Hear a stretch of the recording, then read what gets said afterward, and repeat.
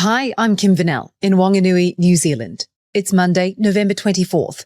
Today, the US and Ukraine say they're making progress on a deal to end the war in Ukraine, with Trump putting the pressure on Zelensky.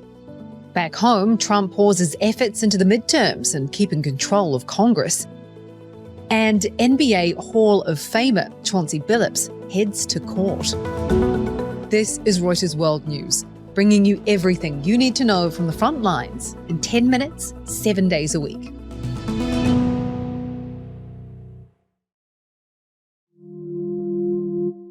The US and Ukraine say they've created an updated peace plan to end the war with Russia after Kyiv complained Washington's earlier version ceded too much to Moscow's demands. American and Ukrainian officials are meeting in Geneva to try and get a plan both agree on. US Secretary of State Marco Rubio. It is probably the most productive day we have had on this issue, maybe in the entirety of our engagement, but certainly in a very long time. But work remains. Unresolved issues include how to guarantee the future security of Ukraine and the role of NATO. It's possible Ukraine's President Volodymyr Zelensky could travel to the US to discuss the plan with President Donald Trump as early as this week, where he will again need to walk a political tightrope. Correspondent Andy Sullivan in Washington, D.C. explains why.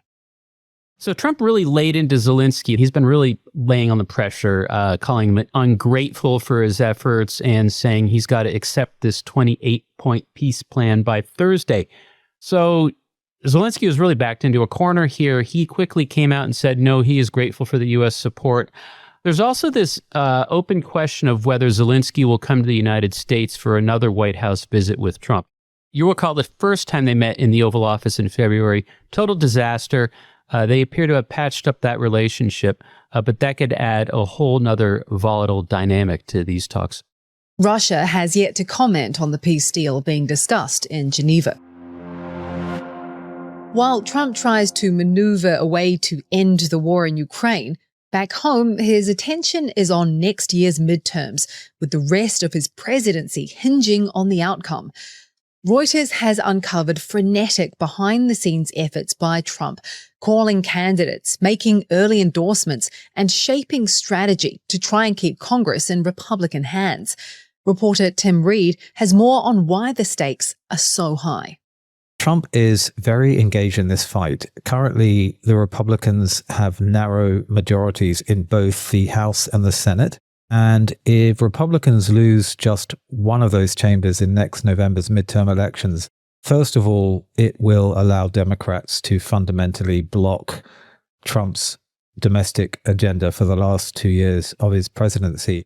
But even more important for Trump is that if Democrats take control of the House, which is a real possibility, that will give Democrats the power and the ability, if they want to impeach him for a third time. And it will fundamentally plunge the last 2 years of his presidency into some sort of chaos.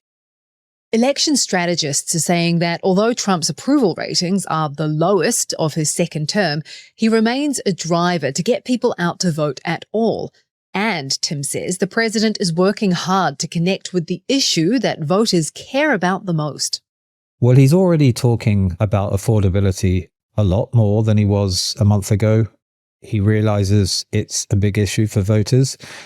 There is talk of actually Republicans holding some sort of national convention in the middle of next year ahead of the midterms, which is highly unusual for a midterm year. So again, it shows the level of involvement by him and the White House in trying to persuade voters that they are really worried and are hearing voters loud and clear about the cost of living crisis. Elon Musk came into government wielding his proverbial and sometimes literal chainsaw, promising to drastically slash the size of the federal bureaucracy. But with 8 months left to its mandate, his Department of Government Efficiency is dead. When Reuters reached out to Office of Personnel Management Director Scott Cooper earlier this month to inquire about DOGE's status, he replied, "That doesn't exist." After its highly publicised and controversial effort to slash government agencies, critics say DOGE delivered few measurable savings. About this time in the podcast, we go to markets, but we have something exciting to announce. Today, we launch our latest podcast edition, Reuters Morning Bid. Morning Bid will bring you everything you need to know in finance and markets in just 5 minutes, 7 days a week. You can ask your smart speaker for Reuters Morning Bid or listen on your favorite podcast app. You can also watch it on Spotify. Mike Dolan is with the Morning Bid team. Mike, congrats on the launch. What's on the agenda for today's episode? Thanks, Kim. Today, we're talking about the wobbling tech sector and whether there's some signs of stability first thing on Monday morning. We're also talking about market speculation that a Fed rate cut in December is back on the cards, back in the mix. And also, we're looking at the Ukraine peace deal and whether that's having a significant impact on energy markets. So if you want to hear more on those subjects, please tune into the podcast. For more market news, make sure to subscribe to Reuters Morning Bid so you never miss an episode. Israel has killed a top Hezbollah military leader in a strike on Beirut. The hit is the first in months on Lebanon's capital. Hezbollah confirmed the death of Ali Tabtabai, its acting chief of staff.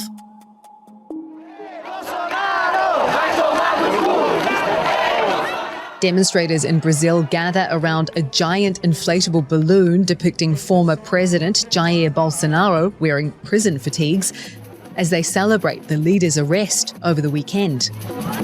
Bolsonaro had been under house arrest, but a Supreme Court justice ordered he be detained, citing a potential flight risk as the right-wing leader awaits final appeals of his prison sentence for coup plotting. Bolsonaro is denying he tried to escape house arrest by attempting to remove his ankle monitor.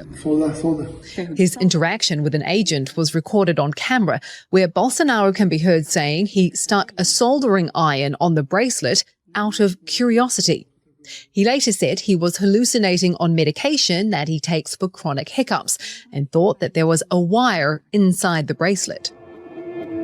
Chauncey Billups, an NBA Hall of Fame player and head coach of the Portland Trail Blazers, is due in Brooklyn federal court today to enter a plea in a sprawling criminal case alleging he conspired with organized crime associates to rig underground poker games. Here's legal reporter Jack Queen. So Portland Trail Blazers coach and NBA Hall of Famer Chauncey Billups was indicted alongside 30 others, including some alleged organized crime associates, members of New York City's Gambino, Bonanno, and Genovese crime families, of running this elaborate scheme to lure people into these underground poker games using the star power of people like Billups, and then using all this high-tech equipment to cheat them at cards.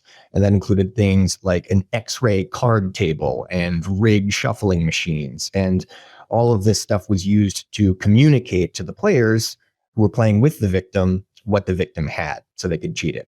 Another separate but related federal gambling case involves Miami Heat guard Terry Rozier, who's been charged with insider sports betting.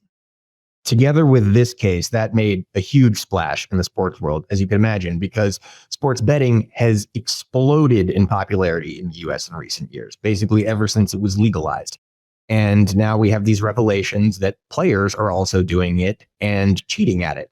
And so that raises, obviously, tremendous concerns for all the people who are betting and for the sports books and their sponsors, and it sort of raises the specter of this being super widespread across professional sports.